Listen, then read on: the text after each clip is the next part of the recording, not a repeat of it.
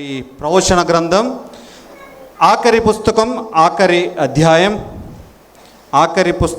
ఆఖరి అధ్యాయంలో నుంచి కొన్ని మాటలు మనం చూద్దాం.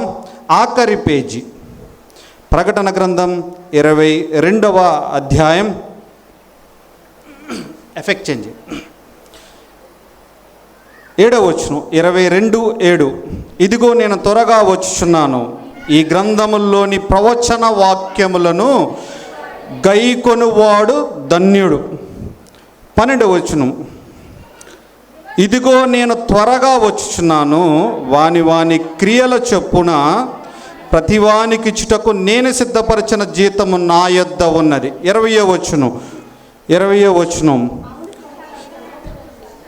ఈ సంగతులను గూర్చి సాక్ష్యం ఇచ్చువాడు అవును త్వరగా వచ్చుచున్నానని చెప్పుచున్నాడు. ఆమేన్. ప్రభు అయిన యేసు రమ్ము. చదివిన 3 భాగాల్లోని ఒక మాట ఉంది, ఐ విల్ కమ్ క్విక్లీ. రైటా? మొదటి అధ్యాయం ప్రకటన గ్రంథం మొదటి అధ్యాయం 3వ వచనం. ప్రకటన గ్రంథం మొదటి అధ్యాయం 3వ వచనం, సమయము సమీపించినది గనుక ఈ ప్రవచన వాక్యములను చదువువాడును వాటిని విని ఇందులో రాయబడిన సంగతులను గైకొనువారు ధన్యులు. చదివేవాడు, వినేవాడు, గైకొనేవాడు. ఎవరు ధన్యులు? ప్రవచన వాక్యాన్ని చదవాలి, వినాలి, గైకొనాలి. రైట్? అసలు వాక్య భాగంలోనికి వద్దాం రండి. 12వ అధ్యాయం ప్రకటన గ్రంథమే, ఎక్కడికి వెళ్ళండి, అదే పుస్తకం పట్టుకోండి. 12వ అధ్యాయం మొదటి నుంచి కొన్ని వచనాలు మనం చదువుకుందాం. అప్పుడు పరలోకమందు ఒక గొప్ప సూచన కనబడెను. అదేదనగా సూర్యుని ధరించిన ఒక స్త్రీ, ఆమె పాదముల క్రింద చంద్రుడును, శిరస్సు మీద 12 నక్షత్రముల కిరీటమును. ఆమె గర్భిణి అయి ప్రసవ వేదన పడుచు ఆ నొప్పులకు కేకలు వేయుచుండెను. అంతటా పరలోకమందు ఇంకొక సూచన కనబడెను. ఇదిగో, చాలా జాగ్రత్తగా ఉండండి, ఇదిగో ఎర్రని మహాఘట సర్పం. ఇదిగో ఎర్రని మహాఘట సర్పం. దానికి 7 తలలను 10 కొమ్ములను ఉండెను. దాని తల మీద 7 కిరీటములు ఉండెను. దాని తోక నక్షత్రములలో 3వ భాగమును ఇచ్చి వాటి మీద పడవేసెను. కననయున్న ఆ స్త్రీ కనగానే ఆ శిశువును మృంగివేయవలెనని ఆ ఘట సర్పము స్త్రీ ఎదుట నిలుచుండెను. సమస్త జనములను ఇనుప దండముతో ఏలనయ్యున్న మగ శిశువును అనగా మన ప్రభు అయిన యేసుక్రీస్తు ప్రభువారు ఆమె కనగా, ఆమె శిశువు దేవుని యొద్దకును ఆయన సింహాసనం వద్దకును కొనిపోబడెను. ఇది సంఘకాలం. 26వ వచనం, ఆ స్త్రీ అంటే ఎవరంటే ఇశ్రాయేలు జనాంగం అరణ్యమునకు పారిపోయాను. అచ్చట వారు 1260 దినములు ఆమెను పోషింపవల్లని దేవుడు ఆమెకు ఒక స్థలము సిద్ధపరిచి ఉంచెను. ఇది మహాశ్రమల కాలంలోని ఆఖరి 3.5 సంవత్సరముల్లో జరిగే సంఘటనలు. ప్రార్థన చేద్దాం.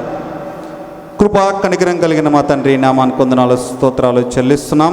నిలబడిన నిష్ప్రయోజకుడు, నీ వాక్య చదువుకున్నాం, నీ సహాయం నాకు అందించండి.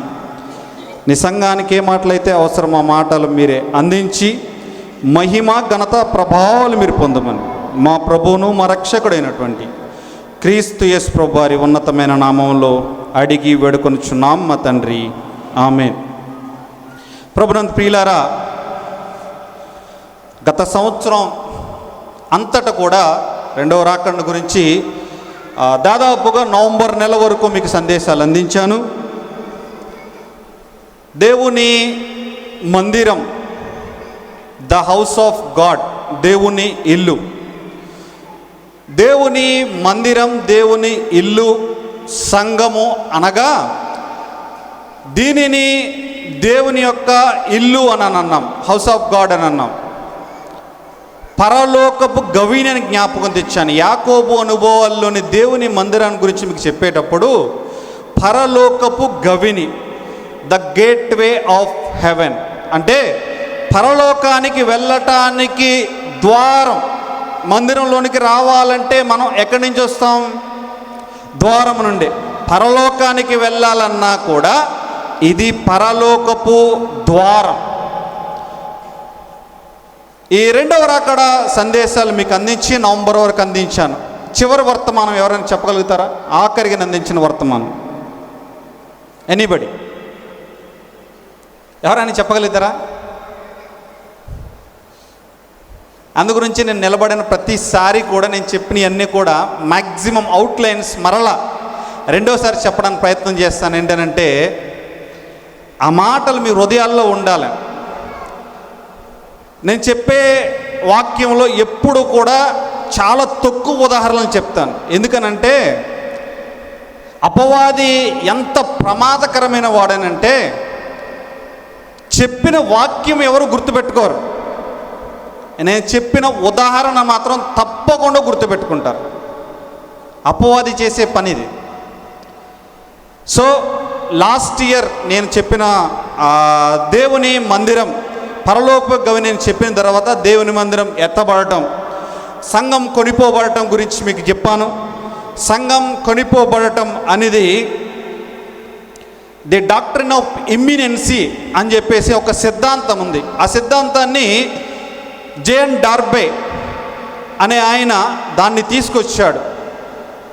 జేఎన్ డార్బే అన్న ఆయన బ్రదరన్ అసెంబ్లీస్ వ్యవస్థాపకులలో ఒకడైన JN Darby, John Nelson Darby, JN Darby అంటారు ఆయన. బ్రదరన్ అసెంబ్లీస్ ఏర్పడడానికి కారకుల్లో ముగ్గురు ప్రధానంగా మనకు పేర్లు వినిపిస్తాయి.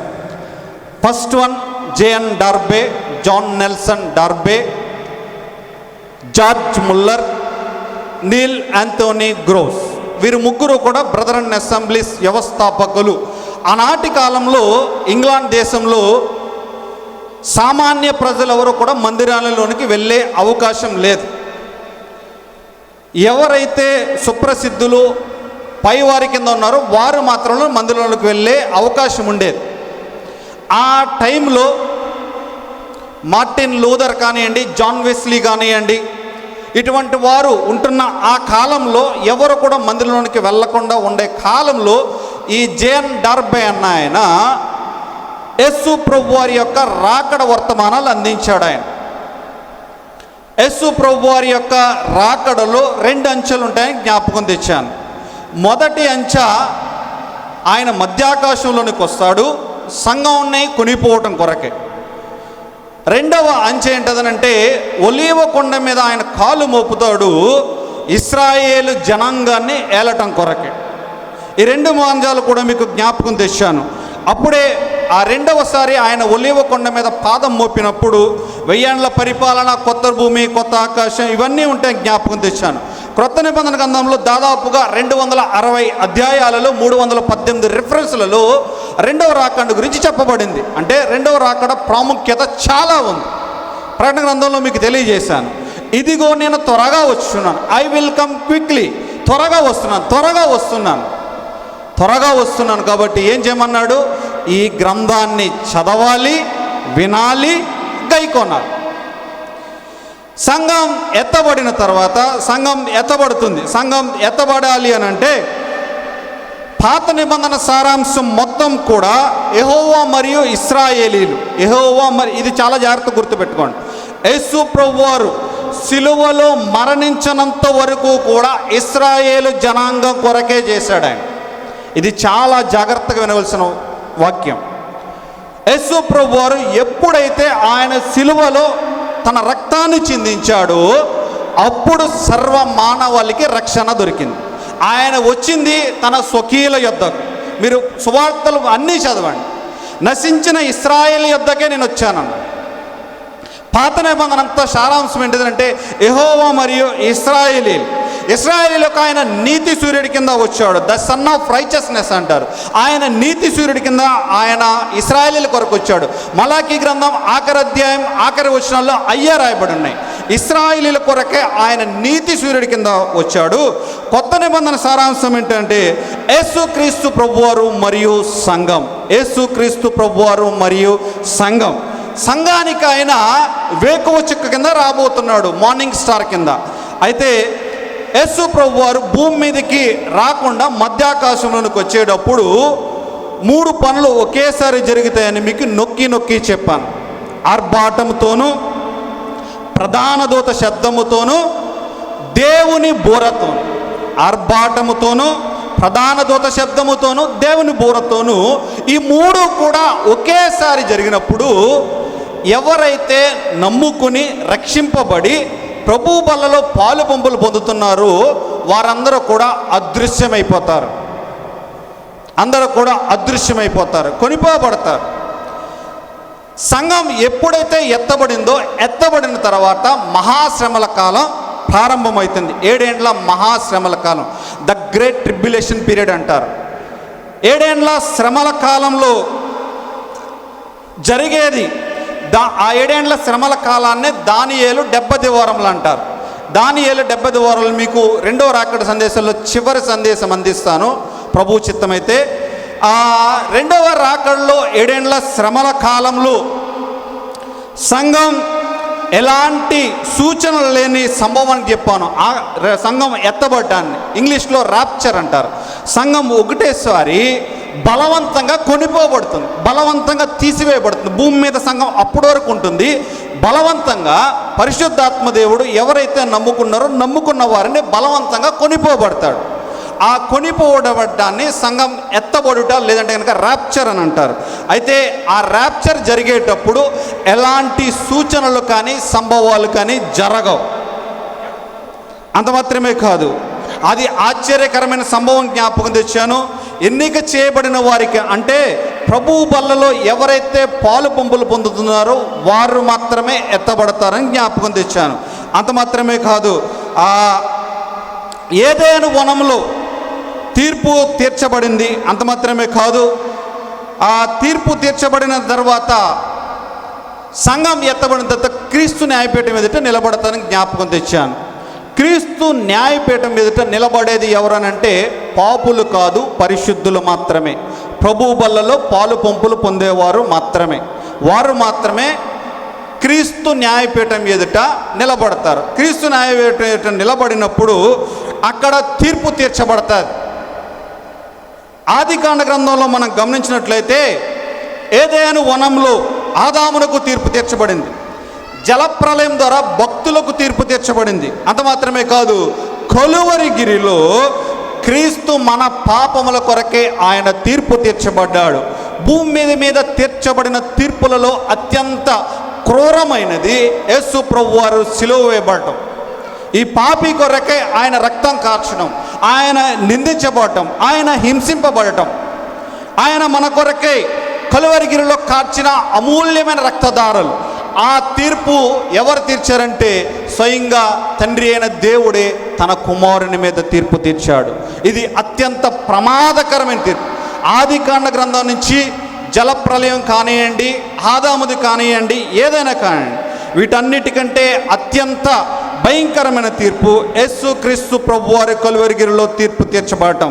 మనం క్రీస్తు న్యాయపీఠం ఎదుట నిలబడినప్పుడు ఏమంటామనంటే, క్రీస్తు న్యాయపీఠం ఎదుట మనం నిలబడినప్పుడు అక్కడికి వెళ్ళాలంటే ఫస్ట్ ఏం చేస్తాడంటే, మీకు చెప్పాను నేను అవుట్లైన్ కింద జ్ఞాపకం చేస్తున్నాను. సంఘం ఎత్తబడేటప్పుడు పరిశుద్ధాత్మ దేవుడు మనల్ని తన వశంలోనికి తీసుకుని ఏం చేస్తాడంటే తీసుకెళ్ళిపోతాడు. మీకు ఒక ఎగ్జాంపుల్ కూడా చెప్పాను. ఆ టైంలో ఫ్లైట్లోకి మనం ఎక్కి కూర్చున్న తర్వాత లోపల డోర్ క్లోజ్ అయిన తర్వాత పైలట్ చెప్పింది వినాలా, మనం చెప్పింది ఆయన వింటాడా?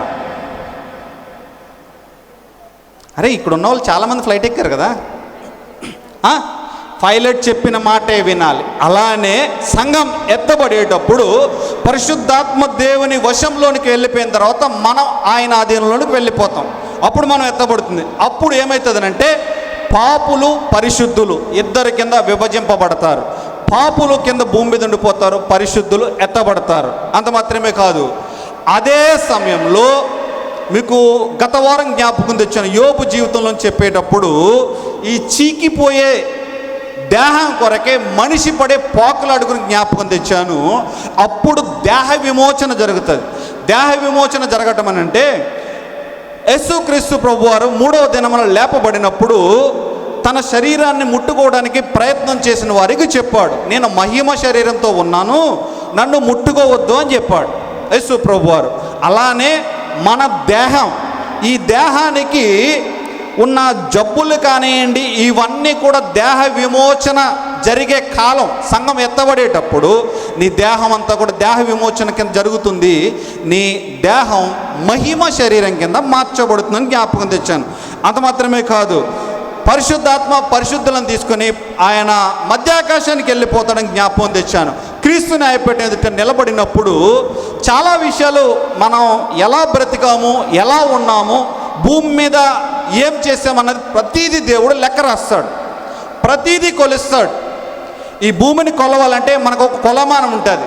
మనం జ్వరం వచ్చిందంటే జ్వరం కొలటానికి ఒక కొలమానం ఉంటుంది. అలానే నా జీవితంలో తల్లి గర్భములో పడినది మొదలుకొని మరలా నువ్వు మన్నైనది వెనుకటి వెళ్ళనే మరలా భూమికి చేర్చబడిన చెప్పినట్లుగా నీ దేహం భూమికి అప్పగింపబడే వరకు, తల్లి గర్భమును పడిన మొదలుకొని భూమికి మళ్ళా నీ దేహం అప్పగింపబడే వరకు జరిగిన ప్రతి విషయంలోని కూడా దేవుడిని లెక్క అడుగుతాడని జ్ఞాపకం తెచ్చాను.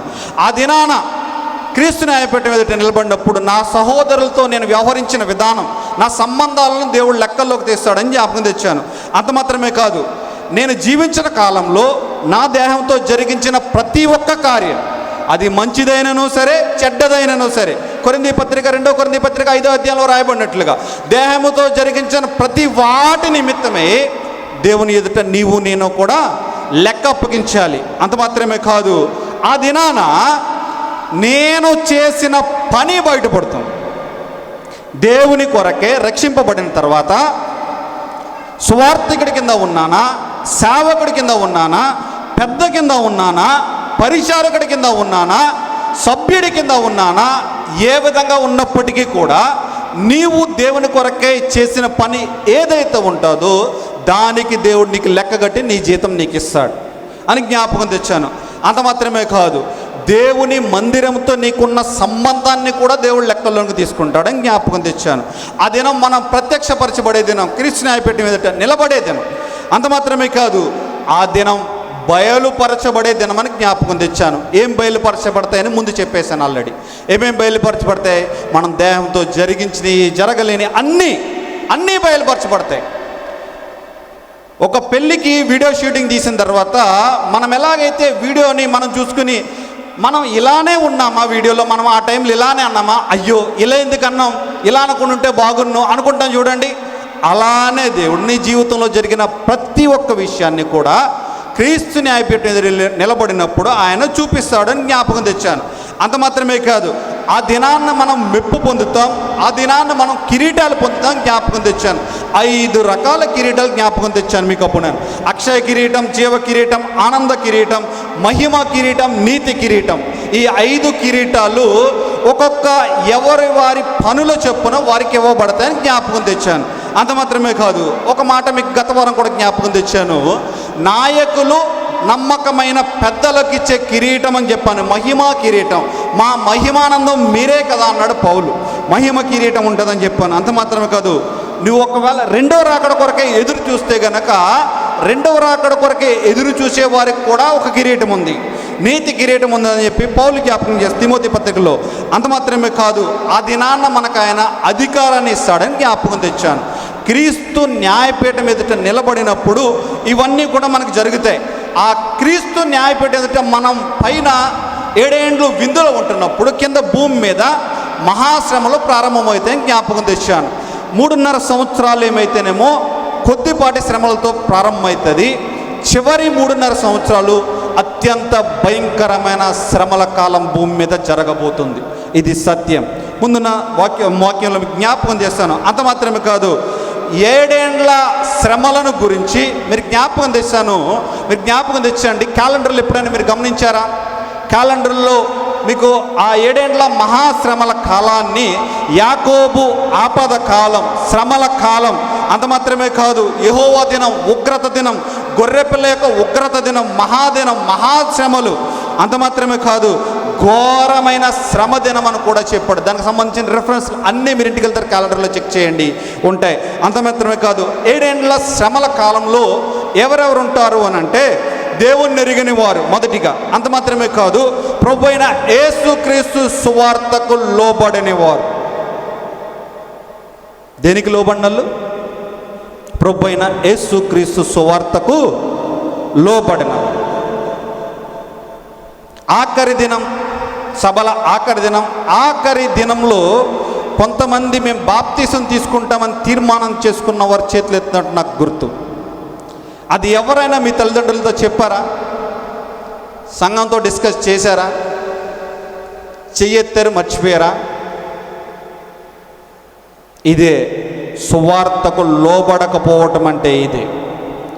దేవుని సువార్త నీకు సూటిగా స్పష్టంగా నీ హృదయంతో మాట్లాడిన తర్వాత కూడా నువ్వు వదిలిపెట్టేస్తే గనక సువార్తకు లోబడిన వాడవు. అంత మాత్రమే కాదు 7 ఏండ్ల శ్రమల కాలంలో ఉండేవారు ఏంటంటే ఎవరెవరైతే క్రైస్తవులను హింసిస్తున్నారో, బాధిస్తున్నారో వారు కూడా 7 ఏండ్ల శ్రమల కాలంలో ఉంటారు. అంత మాత్రమే కాదు ఇశ్రాయేలుల జనం దాదాపుగా 90% వరకు, దాదాపుగా ఇశ్రాయేలీల జనాంగంలో 10% మాత్రమే యేసు ప్రభు వారిని సొంత రక్షకుడిగా అంగీకరించారు. మిగతా వారందరూ కూడా మా మెస్సయ్య వస్తాడు అని ఎదురు చూస్తున్నారు నేటికి కూడా వారు. 7 ఏండ్ల శ్రమల కాలంలో మీకు రాజకీయ పరిస్థితులు కూడా జ్ఞాపకం తెచ్చాను. రాజకీయ పరిస్థితులు రెండు రకాలుగా ఉంటాయి. ఒకటి, ఇశ్రాయేలు దేశానికి సహాయపడే దేశాలు, ఇశ్రాయేలు దేశాన్ని వ్యతిరేకించే దేశాలు, ఇలానే ఉంటాయి రాజకీయ పరిస్థితులు. ప్రపంచ రాజకీయాలను మార్చగలిగిన శక్తి ఏకైక ఇజ్రాయేల్కి మాత్రమే ఉంది. ఎందుకనంటే వారు దేవుని జనాంగం, వారు దేవుని స్వకీయ సంపాద్యం. 7 ఏండ్ల శ్రమల కాలంలో క్రీస్తు విరోధి భూమి మీదకి వచ్చిన తర్వాత దాదాపుగా ఆ గోగు మాగోగు యుద్ధం జరగక మునుపు ఏమైపోతారంటే ఇశ్రాయేల్ దేశం మీదకి మొట్టమొదటికి వచ్చే సూచన ఏంటదనంటే సంఘం ఎత్తబడిపోతుంది ఇంకా తర్వాత అని అనుకోవడానికి ఒక సూచన మనం చెప్పుకోవచ్చు. ఎలాగనంటే రష్యా, దాని మిత్ర దేశాలు ఇప్పుడైతే ఇశ్రాయేలీలు వారి జాతిని కాపాడడం కొరకే యుద్ధం చేస్తున్నారు. అంటే వారి జాతి నశించిపోకూడదు, మా జాతి ఇంకా పెరగాలన్న ఉద్దేశంతో వారు యుద్ధం చేస్తున్నారు. 7 ఏండ్ల శ్రమల కాలంలో రాజ్యం కొరకే వారు యుద్ధాన్ని చేస్తారు. జాతి కొరకు చేసే యుద్ధం ఇప్పటిది, జరగబోయే యుద్ధం సామ్రాజ్యం కొరకు జరిగే యుద్ధం. జ్ఞాపకం తెచ్చాను. అంత మాత్రమే కాదు ఇశ్రాయేల్ దేశం మీదకి చైనా, ఇథియోపియా, అరబ్ కంట్రీస్ అన్నీ కూడా రష్యాతో ఏకమై యుద్ధాన్ని ప్రారంభిస్తాయి ఏకదాటిగా ఒకే ఒక్కసారి. మీకు జ్ఞాపకం తెచ్చాను, ఇశ్రాయేలీల యొక్క వారి తెలివితేటలు అవన్నీ కూడా ఏ మానవునికి కూడా అందవు. వారి యొక్క జాతి, వారి డిఎన్ఏనే సెపరేట్, వారి డిఎన్ఏనే సెపరేట్. అయితే 7 ఏండ్ల శ్రమల కాలంలో క్రీస్తు విరోధి వచ్చి ఒక అబద్ధ మతాన్ని ప్రారంభిస్తాడని చెప్పాను. అంత మాత్రమే కాదు 7 ఏండ్ల శ్రమల కాలంలో ప్రజల యొక్క సమస్యలు, పరిస్థితులు ఎలా ఉంటాయనంటే నీటి సమస్య, తాగడానికి నీరు దొరకదు. అంత మాత్రమే కాదు మానసిక సమస్య, అంతే దెయ్యాలు తిరుగుతాయి. అప్పటి కాలంలో చెప్పారు కదా పెద్దోళ్ళు, మేము సైకిల్ మీద వెళ్తుంటే కొరువు దెయ్యాలు వెనక వచ్చేసిరా అని చెప్పేసి. అటువంటి పరిస్థితులు మళ్ళా రాబోతున్నాయి. అంత మాత్రమే కాదు ఆరోగ్య సమస్యలు వస్తాయి. అంత మాత్రమే కాదు బాధకరమైన చెడ్డబుండు పుడుతుంది 7 ఏండ్ల శ్రమల కాలంలో జరిగే పరిస్థితులు. అంత మాత్రమే కాదు నేను మీకు అందించిన చివరి వర్తమానం 2వ రాకడలో క్రీస్తు విరోధి వాని యొక్క లక్షణాలు. ఈ సందేశం చెప్పి నవంబర్లో చెప్పి నేను ముగించి డిసెంబర్లో మరలా క్రిస్మస్ సందేశం అందించాను. క్రీస్తు విరోధి యొక్క రాకడను గురించి మీకు జ్ఞాపకం ఇచ్చాను. పాత నిబంధనలో క్రీస్తు విరోధికి ఉన్నటువంటి పేర్లు చిన్న కొమ్ము, లేదంటే కనుక మంచి ఉపాయం గల రాజు, గర్విష్టి, బుద్ధి లేని ఒక కాపరి, నాశన పాత్రుడకు పాప పురుషుడని చెప్పాను. 7 తలలు కలిగిన క్రూరముఖం. పాత నిబంధనలో క్రీస్తు విరోధికి చెప్పబడిన పేర్లు ఇవన్నీ. అయితే దానియేలు గ్రంథంలో చెప్పబడిన ప్రవచనం చరిత్ర అంతటికి నిదర్శనం జ్ఞాపకం తెచ్చాను.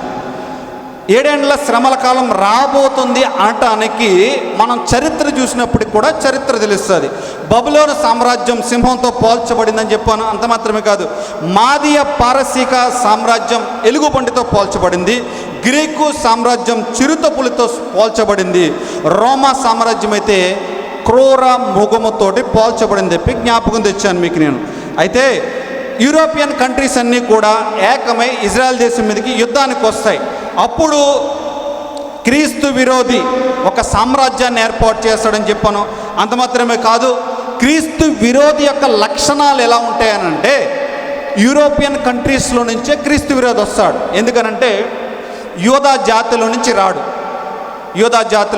క్రీస్తు విరోధి యూరోపియన్ కంట్రీస్లో నుంచి వస్తాడు. మీరు క్రీస్తు విరోధి అంటే ఆయన రూపం అత్యంత వికారంగా ఉంటుందేమో, మనం ఇంటర్నెట్లో చూపించే బొమ్మల్లా ఉంటుందేమో అనుకుంటున్నారు. నో. క్రీస్తు విరోధి అత్యంత ఆకర్షణీయంగా ఉంటాడు, అందంగా ఉంటాడు. అందుగురించే గర్వంగా మాట్లాడేవాడు. అంత మాత్రమే కాదు, ఇచ్చగొప్ప మాటల చేత రాజ్యాన్ని అపహరించేవాడు అని చెప్పి, అంటే మంచి మాటకారే. క్రీస్తు విరోధి మంచి అందగాడు. అంత మాత్రమే కాదు, మంచి మాటకారి. అంత మాత్రమే కాదు, ఆయన ఏమంటాడంటే క్రీస్తు విరోధి ఏకీకృత ఒక కరెన్సీని ఏర్పాటు చేస్తాడన్నాను. ఇప్పటి వరకు గనక ప్రపంచంలోనే ఏదన్నా ఇంటర్నేషనల్ వైజ్ ఏదన్నా కొనాలి, ట్రేడింగ్ చేయాలి అని అంటే డాలర్ను ఉపయోగిస్తారు. డాలర్ స్థానంలో ఇప్పుడు యూరోపియన్ కరెన్సీ రావడం కోసం ట్రై చేస్తుంది ఒక కరెన్సీ. అది మనం చెప్పలేం ఎలా ఉంటుంది ఏంటన్నది. సో 666 ముద్ర ఆధార్ కార్డు అనుకున్నారు అందరూ చాలామంది. లేదు. కొంతమంది ఏమనుకో చిప్ అనుకున్నారు. ఎందుకనంటే ఒక చిప్ వస్తుంది, ఆ చిప్ ద్వారానే ట్రేడింగ్ అంతా జరుగుతుంది అని చెప్పేసి అన్నారు. నో, ఇది మనుష్యుని సంఖ్య అందరికీ కనిపిస్తుందని ఉంది లేఖనాల్లో. క్రీస్తు విరోధిని గురించి ముద్రను గురించి జ్ఞాపకం తెచ్చినప్పుడు, అయితే క్రీస్తు విరోధి ప్రపంచాన్ని పాలిస్తున్నప్పుడు, క్రీస్తు విరోధి ప్రపంచాన్ని పాలించడానికి ఏర్పాట్లు జరుగుతున్నాయి. ఆ దేశం మీదకి దేశం యుద్ధాలు రాబోతున్నాయి. ఇప్పుడు జరుగుతున్న పరిస్థితులు అన్నీ చూస్తే మనకి అదే అనిపిస్తుంది. కానీ ఇంకా సమయం ఉంది, రైట్? నేను ఇప్పటివరకు చెప్పిందంతా కూడా లాస్ట్ ఇయర్ చెప్పిన సందేశాలు ఇవన్నీ. ఇప్పుడు అసలు వాక్య భాగంలోనికి వద్దాం. మనం చదువుకున్న వాక్య భాగంలోని కనుక క్రీస్తు విరోధిని బట్టి ఆ దినాలు మహాభయంకరంగా ఉంటాయి. 7 ఏండ్ల శ్రమల కాలంలో ఎందుకని అంత భయంకరంగా ఉంటాయి అని అంటే, ఒక మాట చూడండి. ప్రకటన గ్రంథం 13వ అధ్యాయం 12వ అధ్యాయం. ప్రకటన గ్రంథం 13వ అధ్యాయం. ప్రకటన గ్రంథం 13వ అధ్యాయం 2వ వచనం.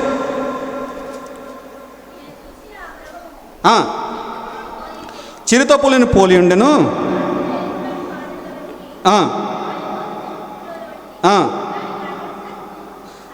దానికి ఆ ఘట సర్పము తన బలమును సింహాసమును అధికారమును ఇచ్చెను.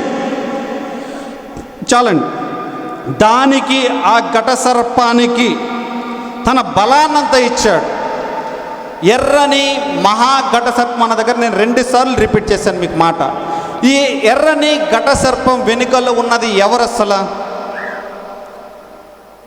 ఈ ఎర్రని ఘట సర్పం వెనుకాల ఉన్నది ఎవరు అనుకుంటున్నారు మీరు? విశ్వమంతటిలో అత్యంత ప్రమాదకరమైన వాడు. విశ్వమంతటిలో అత్యంత ప్రమాదకరమైన వాడు. వాని చరిత్రను ఒకసారి మనం చూద్దామా? అపవాది చరిత్ర చూద్దాం రండి ఒక్కసారి. కొద్దిగా నీకు ఉదయకాలం నేను స్తుతులు చెల్లించినప్పుడు ఒక పదం వాడని ఎవరైనా గమనించారా? ఇందులో చాలామంది మేము రాలేదంటారేమో. అప్పటికి స్తుతులు చెల్లించేటప్పుడు చాలా కేర్ఫుల్గా వినాలి. ఎప్పుడైనా సరే స్తుతి చెల్లించటం నాకు నిజంగా అనిపించింది, దావీదు తన జీవితంలో ఎటువంటి ఏ పరిస్థితి వచ్చినప్పుడు కూడా దేవుని స్తుతించడం మానలేదు.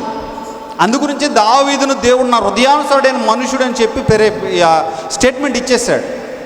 స్తుతి చెల్లించాలి మనం ఎప్పుడు కూడా. ఆయన మనకు చేసిన దాని కొరకే స్తుతి చెల్లించాలి. సిలువలో వెల చెల్లించాడు, నీ కొరకే నా కొరకే. వెల చెల్లించిన దానికి స్తుతి చెల్లించలేము మనం. రండి ఆదికాండ గ్రంథం, ప్రకటన గ్రంథం 12వ అధ్యాయం 3వ వచనం ఏమంటాడంటే 12:3 అంతటా పరలోకమందు ఒక సూచన కనబడెను, ఇదిగో ఎర్రని మహాఘట సర్పము, దానికి 7 తలలను 10 కొమ్ములను ఉండేది, దాని తల మీద 7 కిరీటములను. ఎర్రని మహాఘట సర్పం. ఎర్రని, ఎరుపు దేనికి సంకేతం? మనకి లోకంలో ఎరుపు దేనికి సంకేతంగా చూపిస్తారు? ప్రమాదాన్ని చూపిస్తారు, అవునా? ఎరుపు దేనికి సంకేతం? ప్రమాదం జరగబోతుందని. ఎర్రని మహాఘట సర్పం అంటే దాని ద్వారా ప్రమాదం ఉంది అని అర్థం. రండి, ఈ అపవాది యొక్క ఆరంభం, అసలు అపవాది ఎక్కడ ఆరంభమయ్యాడు? ఎహెజ్కేలు గ్రంథం 28వ అధ్యాయం. కొన్ని లేఖన భాగాలు చూపిస్తాను, వచనాలు తెప్పిస్తాను, మీరు నాకున్న సమయాన్ని వరకు నాకు సహాయం చేయండి. ఎహెజ్కేలు గ్రంథం 28వ అధ్యాయం 2వ వచనం. నరపుత్రుడా, తూరు అధిపతితో ఇలాగూ ప్రకటింపుము, ప్రభువుకు యెహోవా సెలవిచ్చినదేమనగా, గర్విష్ఠుడనై నేనొక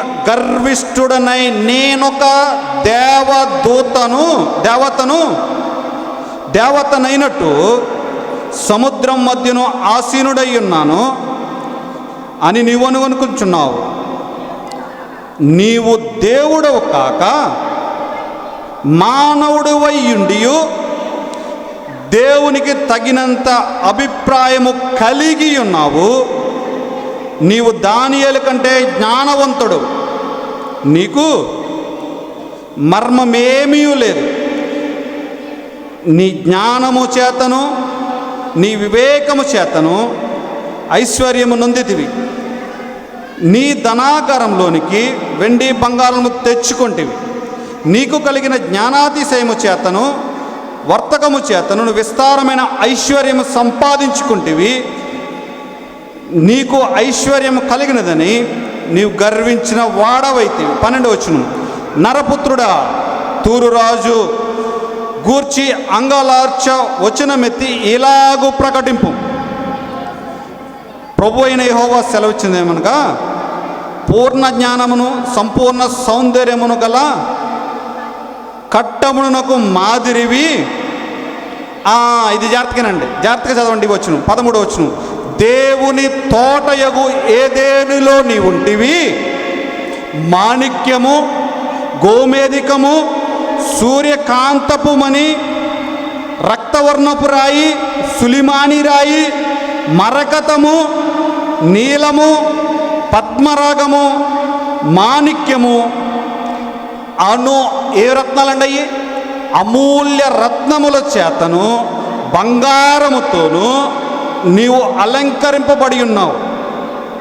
నీవు నియమింపబడిన దినమున పిల్లన గ్రోవులు వాయించువారును నీకు సిద్ధమై. కింద 14 వచనం.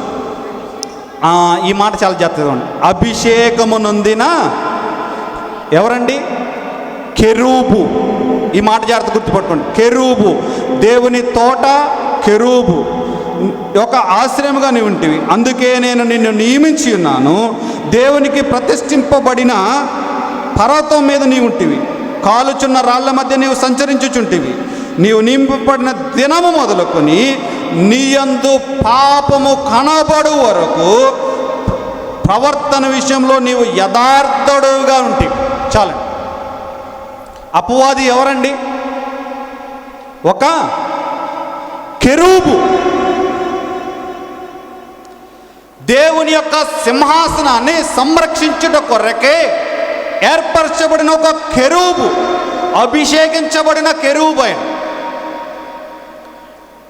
మీకు ఇంటర్నెట్లో న్యూస్లోను చూపించినట్లుగా సాతానేమి నల్లగాను లేదంటే ఇలా తలలు వికారంగాను ఇవేమిలా ఉండడు. లేఖనం ఏం చెప్పింది? మాణిక్యము, గోధేమికము, సూర్యకాంతపుమని, రక్తవర్ణపు రాయి, సులిమాని రాయి, మరకతము, నీలము, పద్మరాగము, మాణిక్యం అని అమూల్యమైన రత్నములతోనూ బంగారంతోనూ పొదింపబడ్డాడు. అపవాదికి ఈ రత్నవర్ణాలన్నీ మీద ఉండి బంగారం మీద ఉండేసరికి దేవుని మహిమ, దేవుని యొక్క తేజస్సు ఇతని మీద పడేసరికి అత్యంతంగా ఆనందించాడు, గర్వించాడు. నేను దేవునితో సమానంగా ఉంటానని గర్వించేశాడు. దేవుని తేజస్సు అతని మీద పడినప్పుడు ఎంత సుందరుడు అపవాది. అతని వాయిస్ ఎలా ఉంటుందనంటే పిల్లన గ్రోవ్ వాయించినట్టు ఉంటుంది. సాతాన్ అనేసరికి మనోళ్ళు ఎలా పెడతారంటే ఒక బేస్ వాయిస్ పెట్టేసి భయంకరంగా భయమించినట్టు అంటాడు. సాతాన్ ఇలా ఉండడు, లేఖనం వల్ల చెప్పట్లేదు. పిల్లన గ్రోవ్ ఊదినట్టు ఉంటుందంట అతని వాయిస్. రత్నం వాళ్ళతో పొదగబడినవాడు 17వ వచనంలో ఉంటుంది అక్కడ కింద, నీ సౌందర్యాన్ని చూచుకొని నీ గర్వించిన వాడవై నీ తేజస్సును చూచుకొని నీ జ్ఞానమును చెరుపుకుంటువి కావున నేను నిన్ను నేలను పడవేసేది, రాజులు చూచుండగా నిన్ను హేళనకు అప్పగించేది.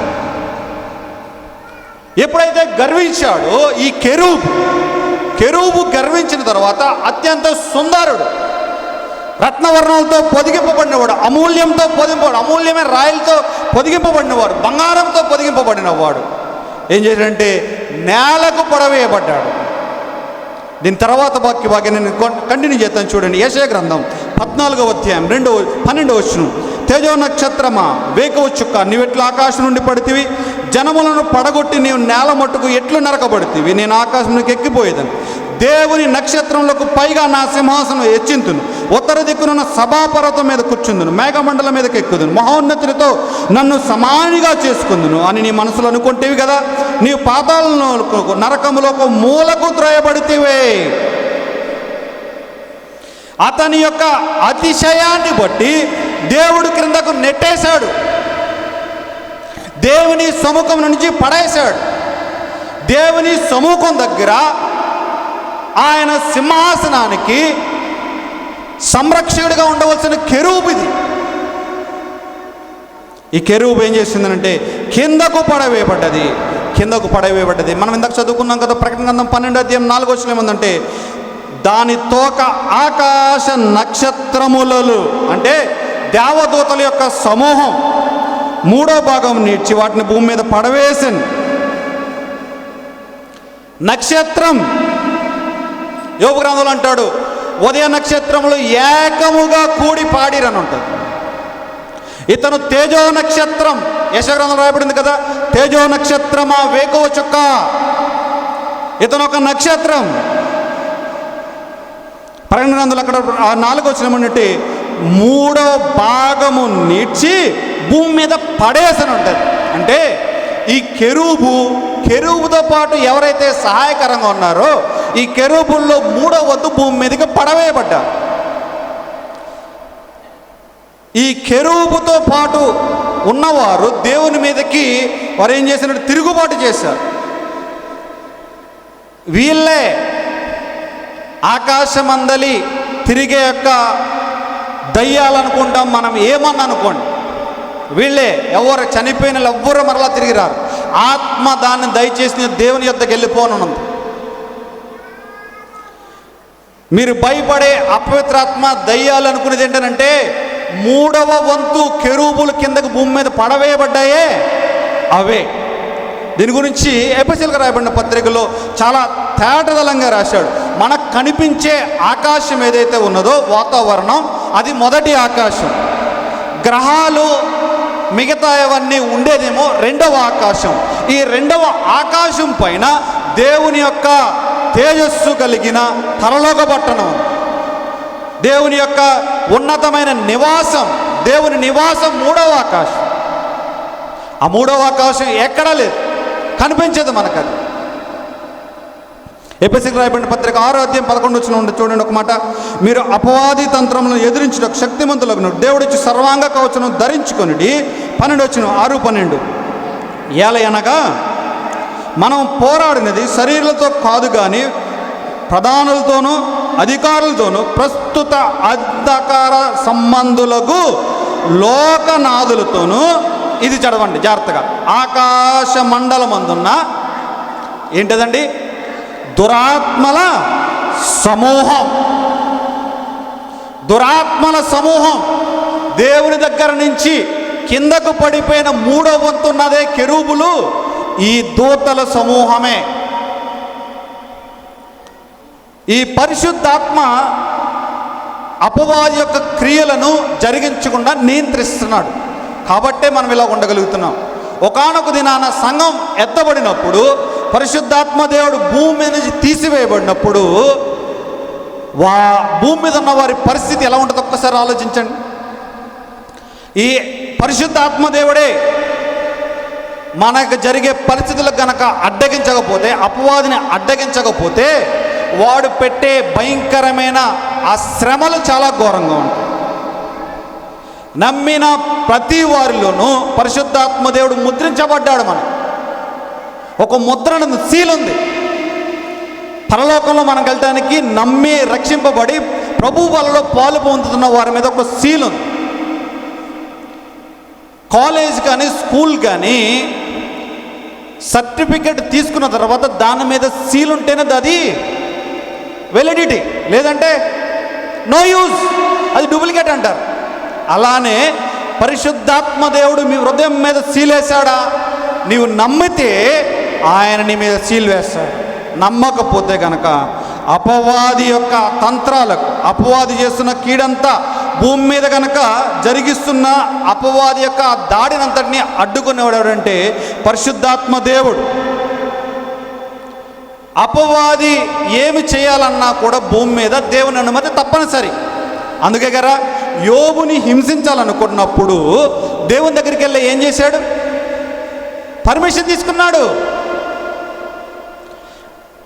దేవుని యొక్క సంరక్షణ కాపుదలలో ఉన్నాము కాబట్టి ఈ పరిశుద్ధాత్మ దేవుడు సంఘం ఎత్తబడినప్పుడు భూమిని తీసివేయబడతాడు. 7 ఏండ్ల శ్రమల కాలంలో మహాభయంకరమైన రోజులవి. సంఘం ఎత్తబడిపోతాడు. పరిశుద్ధాత్మ దేవుడు అడ్డగించేవాడు వెళ్ళిపోతాడు. అందు గురించి మీకు 2వ రాకడ సందేశాలు చెప్పాను. అడ్డగించేవాడు పరిశుద్ధాత్మ దేవుడు ఉన్నంత వరకు మాత్రమే నీకు నాకు కాపుదల. అవునా?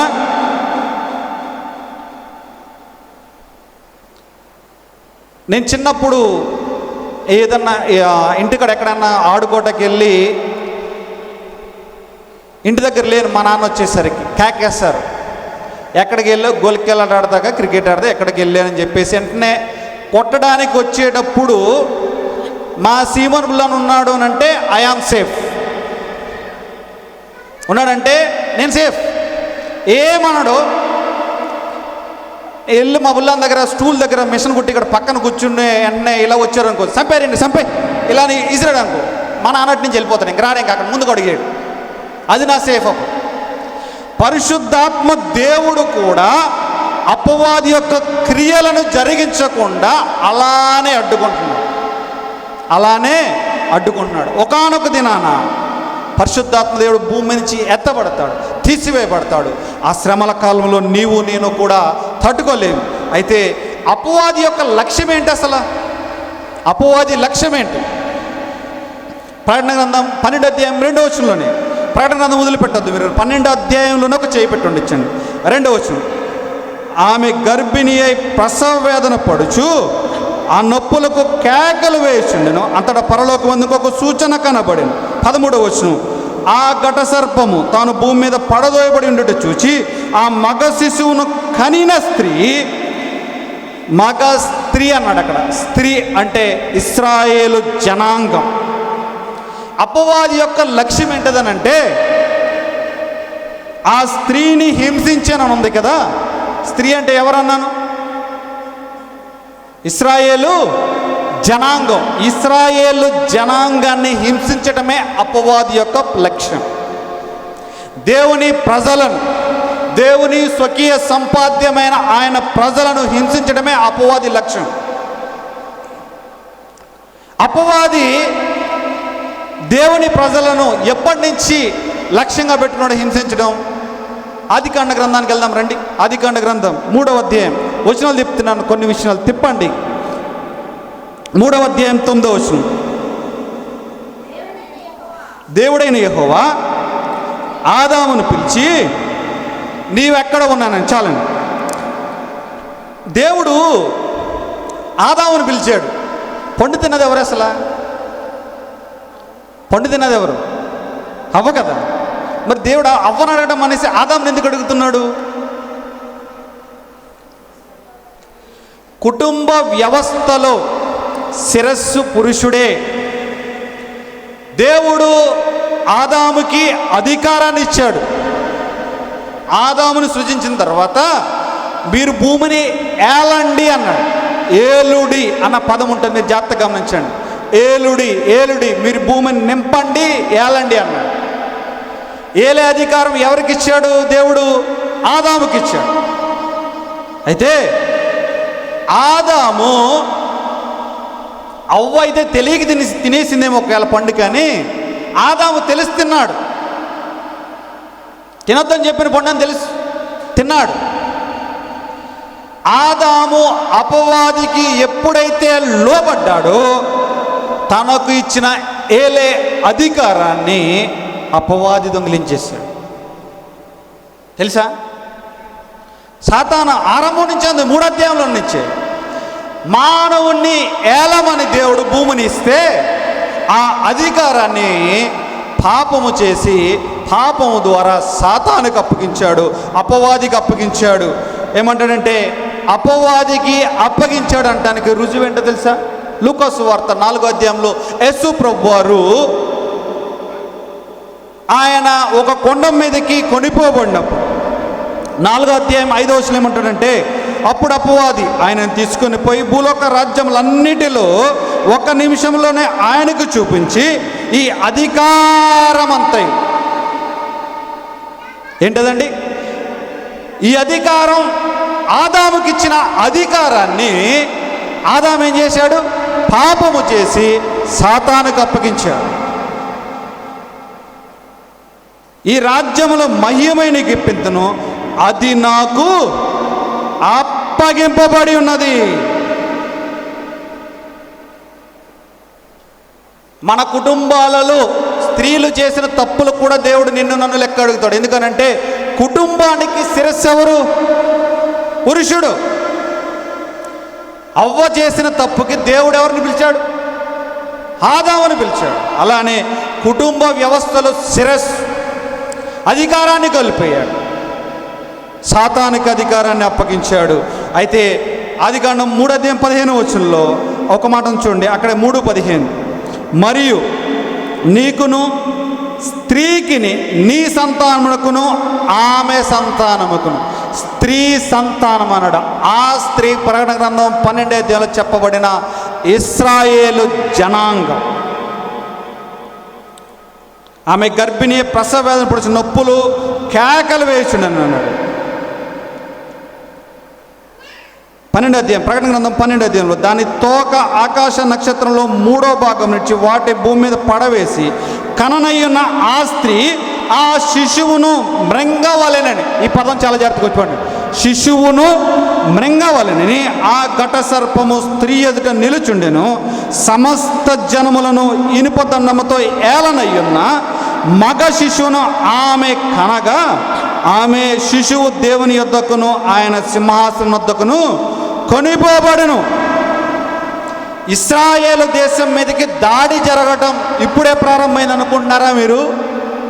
మీరు చూస్తున్న యుద్ధాలను బట్టి ఇప్పుడే ఇశ్రాయేల్ జాతి మీదకి దాడి అనుకుంటున్నారా? No no no no no no. ఇశ్రాయేలు దేశం మీదకి ప్రారంభం నుంచే దాడి. ఇశ్రాయేలు మీద దాడి అనగానే 3వ అధ్యాయం నుంచే ప్రారంభమైంది. ఇశ్రాయేలు దేవుని జనాంగం మీద, దేవుని ప్రజల మీద దాడి ఆదికాండ గ్రంథం 3వ అధ్యాయంలోనే ప్రారంభమైంది. ఈ స్త్రీ సంతానమైన యేసుక్రీస్తు ప్రభువారు దాని యొక్క సాతానుతలను చితక త్రొక్కే వరకు కూడా అలానే ఉంటుంది. అంత మాత్రమే కాదు, ఇశ్రాయేలు దేశం, ఇశ్రాయేలీలు దాడి ఎప్పటి నుంచి ప్రారంభమైనది కొన్ని అవుట్లైన్స్ చెప్తా చూడండి. అబ్రహాముకి ఇష్మాయేలు పుట్టాడు మొదటిగా. సాతాను అక్కడ తప్పు చేశాడు. సాతాను తన అధికారాన్ని చూసుకున్నాడు. సాతాను ఇష్మాయేలు అబ్రహాంకి ఇస్తాను. నో నో నో, దేవుని ప్రణాళికలో ఇస్సాకున్నాడు. అంత మాత్రమే కాదు, నిర్గమాకాండ గ్రంథంలో వీరు ఐగుప్తులో ఉన్నప్పుడు మగపిల్లల అందరినీ చంపించేశాడు. మగపిల్లలందరినీ చంపించేశాడు. యేసుక్రీస్తు ప్రభువారు పుట్టినప్పుడు కూడా మగపిల్లలు అందరినీ చంపించేశాడు. అక్కడ అన్నాడు కదా, దానిని మృంగవలెనని ఉందన్నాడు కదా. ఆ స్త్రీ కనగానే ఆ శిశువును మృంగవలెనని ఆ ఘట సర్పము స్త్రీ ఎదుట నిలబడిన. మోషే పుట్టినప్పుడు వధ జరిగింది, యేసుక్రీస్తు వారు పుట్టినప్పుడు కూడా వధ జరిగింది, శిశువుగా ఉన్నప్పుడే. అయితే 6 విధాలుగా ఇశ్రాయేల్ దేశం మీదకి దాడి జరిగింది. ఐగుప్తీయులు దాడి చేశారు, అష్షూరీయులు దాడి చేశారు, బబులోను సామ్రాజ్యం వారు దాడి చేశారు, మాదియ పారసీకులు దాడి చేశారు, గ్రీకులు దాడి చేశారు, రోమీయులు దాడి చేశారు. ఎన్నేని? ఐగుప్తు, అష్షూరీయులు, బబులోను, మాదియ పారసీక, గ్రీకులు, రోమ్. ఎన్నైపోయినాయి? 6. ఇందాక మీకు 7 తలలను జ్ఞాపకం తెచ్చానని చదివేటప్పుడు ప్రకటన గ్రంథంలో చివరి రాజ్యం ఇంకా దాడి చేయడానికి రెడీగా ఉంది ఇశ్రాయేల్ దేశం మీద. ఈ 6 రాజ్యాల వారు కూడా ఇశ్రాయేల్ దేశం మీదకి దాడి చేశారు. అక్కడ ఏమంటాడనంటే ప్రకటన గ్రంథం 12:3 దానికి 7 తలలు అంటే 7 రాజ్యాల వారు దాడి చేస్తారు ఇశ్రాయేల్ దేశం మీదకి. 6 అయిపోయినాయి. ఇంకొక రాజ్యం ఉంది, ఆ రాజ్యం దాడి చేయడానికి చూస్తున్నారు. అయితే అలా అయితే ఇశ్రాయేలు అపవాది యొక్క లక్ష్యం ఏం చెప్పాను మీకు నేను? అపవాది లక్ష్యం ఏంటి? ఎండ్ ఆఫ్ ది డే దేవుని ప్రజలను లేదంటే దేవుని జనాంగాన్ని హింసించడం, ఆ స్త్రీ సంతానాన్ని హింసించడం ఉందే ప్రకటన గ్రంథంలో. స్త్రీ సంతానం అంటే ఇశ్రాయేలీలు. అపవాది యొక్క లక్ష్యం ఏంటదనంటే ఇశ్రాయేలీ యొక్క జాతిని హింసించటం. అయితే 1948 మే 14న ఇశ్రాయేలీల దేశం ఏర్పడింది. 1948 మే 14 ఆ దేశంలో అప్పుడు ఆ దేశం ఏర్పడిన తర్వాత మళ్ళా ఇశ్రాయేల్ దేశం ఏర్పడిన తర్వాత చాలా తక్కువ సమయంలో అత్యంత ప్రభావవంతమైన దేశం కింద, బలమైన దేశం కింద నేటి కాలంలో ఇజ్రాయెల్ దేశం. అయితే ఎందుకు అంత బలమైనదేనంటే దేవుని యొక్క స్వకీయ సంపాద్యం జ్ఞాపకం తెచ్చాను. దేవుని ప్రజలు, వారు నా స్వజనులు అన్నాడు. యేసు ప్రభు వారు ఎవరి కోసం వచ్చాడని చెప్పాను? నశించిన ఇశ్రాయేలీల యొద్దకే నేను వచ్చాను. ఆయన స్వకీయుల యొద్దకు ఆయన వచ్చాను, వారు ఆయనను అంగీకరించలేదు కాబట్టి అన్యజనులకు రక్షణ వచ్చింది, లేదంటే ఇశ్రాయేలీలకే రక్షణ. ఇశ్రాయేలీలు వారి యొక్క తెలివితేటలు, ఆలోచనలు భూమి మీద ఉన్న ఏ DNA తోటి కూడా మ్యాచ్ అవ్వవు, వారిది సపరేట్. ఎందుకనంటే వారు దేవుని ప్రజలు అని చెప్పడానికి అదొక ఉదాహరణ. వారు ఎందుకు బట్టి వారు అత్యంత తెలివైన వారు అన్నది నేను 2 ఉదాహరణలు జ్ఞాపకం చేస్తాను. మీకు అందరికీ తెలిసిందే, మీరు న్యూస్లో కూడా చూశారు. పేజర్ల దాడి గురించి మీరు విన్నారు కదా. పేజర్ల దాడి 2024లో జరిగింది. పేజర్ల దాడి కంటే ముందుగానే వీరేం చేశారు అనంటే ఆ పేజర్లు ఎవరైతే మ్యానుఫ్యాక్చరింగ్ చేస్తారో జపాన్ కంపెనీ వాళ్ళకి ఆ పేజర్లు తయారు చేసే వాళ్ళ యొక్క మంచి కాదని చెప్పేసి వీళ్ళే పేజర్లు తయారు చేసి ఇచ్చి తర్వాత మళ్ళీ హిజ్బుల్లా వాళ్ళని చంపేశారు. అంటే 2024లో దాడి చేయడానికి వీళ్ళు ఎప్పుడు ప్లాన్ చేశారు? 2022. వారి తెలివితేటల గురించి చెప్పాలి అంటే ఇంకొకటి, ఒలింపిక్ గేమ్స్లో 11 మందిని ఇశ్రాయేలీల యొక్క ఆ క్రీడాకారులను చంపేస్తే వితిన్ 1 ఇయర్లో ఏ ఉగ్రవాది అయితే కాల్చాడో ఆ ఉగ్రవాదులు అందరినీ చంపేశారు. వాళ్ళు ఎవరిని మిగల్చలేదు వితిన్ 1 ఇయర్ లోపు. వారి యొక్క తెలివితేటలు ఆ విధంగా ఉన్నాయి. ఇశ్రాయేలీల మీద దాడి వెనక ప్రపంచం అనుకునేది ఏంటంటే ఇస్లామిక్ దేశాలు అని అనుకుంటారు. నో, ఇస్లామిక్ దేశాలు కాదు, అపవాది చేస్తున్న దాడి, దేవుని జనాంగాన్ని హింసించడం కొరకే అపవాది చేస్తున్న దాడి. బైబిల్ పరంగా మనం చూసుకుంటే కనుక 12:3 ఏమన్నాడు? అప్పుడు పరలోకమందు ఇంకొక సూచన కనబడింది. 7 తలలు అన్నాడు కదా. 7వ సామ్రాజ్యం రోమా సామ్రాజ్యాన్ని చూపిస్తుంది. 7 తలలు అనగానే రోమా సామ్రాజ్యం మనకు గుర్తుకు రావాలి. రోమా సామ్రాజ్యం మరలా ఏర్పడతారు, ఇది సత్యం. మనం చరిత్రను చూసినట్లయితే మాదీయులు, పారసీకులు, బబులోను, గ్రీకు, రోమా ఈ సామ్రాజ్యాలు ఏవైతే ఉన్నాయని నమ్ముతున్నామో మరలా ఒక సామ్రాజ్యం ఏర్పడి కొత్త న్యూ గవర్నమెంట్ ఏర్పడుతుంది. రోమన్ గవర్నమెంట్ ఎంపైర్ ఏర్పడుతుంది. మరలా కొత్త రోమా సామ్రాజ్యం ఏర్పడి ఆ రోమా సామ్రాజ్యమే ఇశ్రాయేలీల మీదకి మరలా దండెత్తుతుంది. అది అతి త్వరలో జరిగాయి. అయితే ఏమంటాడంటే ఆ ప్రకటన గ్రంథంలో 12:7 ఒక మాట చూడండి. 12:7 అంతటా పరలోకమందు యుద్ధము జరిగాను, మిఖాయేలు అతని దూతలను ఆ ఘట సర్పంతో యుద్ధము చేయవలెనని ఆ ఘట సర్పమును దాని దూతలను యుద్ధము చేసి గెలవలేకపోయారు కనుక వారికి పరలోకమందు వారికి స్థలము లేకపోయాను. ఎందుని బట్టి? గెలవలేదు కాబట్టి. కాగా సర్వలోకమును మోసపుచ్చుచు అపవాది అని సాతానని పేరు గల ఆది సర్పమునైన మహాఘట సర్పమును పడద్రోయబడును. అది భూమి మీద పడద్రోయబడును. దాని దూతలు దానితో కూడా పడవేయబడిను. పరలోకం నుండి భూమి మీద పడిన అపవాది, దాని దూతలు, వీరందరూ కలిపి చేస్తున్న పనులు మనం చూస్తున్నాం. అంత మాత్రమే కాదు, ఆ 12వ వచనంలో ఏమంటాడంటే, పరలోకమా, పరలోక నివాసులారా ఉత్సహించుడి, భూమి సముద్రమా మీకు శ్రమ, అపవాది తనకు సమయము కొంచెమే అని తెలుసుకొని ఏమయ్యాడండి? బహు క్రోధము గలవాడే మీ యొద్దకు దిగి వచ్చిన.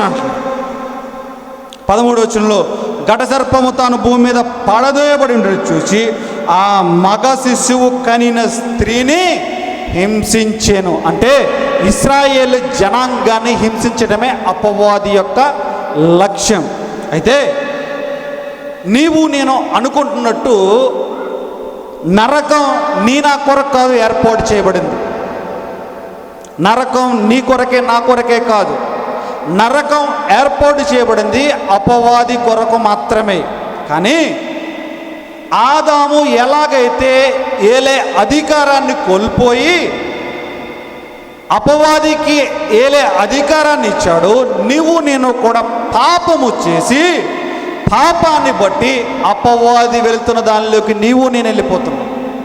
మీకు ముందే చెప్పాను, భూమి మీద ఉన్న వారిలో అత్యంత ప్రమాదకరమైన వాడు అపవాది. ఆ అపవాదిని గురించి జాగ్రత్త పడదాం. అపవాదిని గురించి జాగ్రత్త పడదాం. అపవాది ఎప్పుడు ఎవరిని మృంగుతున్నా సమయం దానికి లేదు. కాబట్టి ఏమనంటే బహు క్రోధము గలవాడు. క్రోధము గలవాడే. నేను అందిస్తున్న సందేశం నేనంటున్న వాటిలో ఇక్కడ ఆరాధన చేసిన వారితో నేను మాట్లాడతలేదు, కానీ ఆరాధన చేయని వారు ఎవరెత్తున్నారో నేను మీతోటే మాట్లాడుతున్నా. ఈ మధ్యాహ్నం వేళ యేసు ప్రభు వారిని నమ్ముకో. అపవాది యొక్క తంత్రాలను ఎదిరించాలంటే, అపవాది యొక్క కుయుక్తులను నువ్వు నేను కూడా తట్టుకోలేం. 7 ఏళ్ల శ్రమల కాలంలో అపవాదికి అధికారం ఇవ్వబడుతుంది. ఆ అధికారంలో నీవు నేను తట్టుకోలేము. తలలో ఉంచండి, ప్రార్థన చేద్దాం.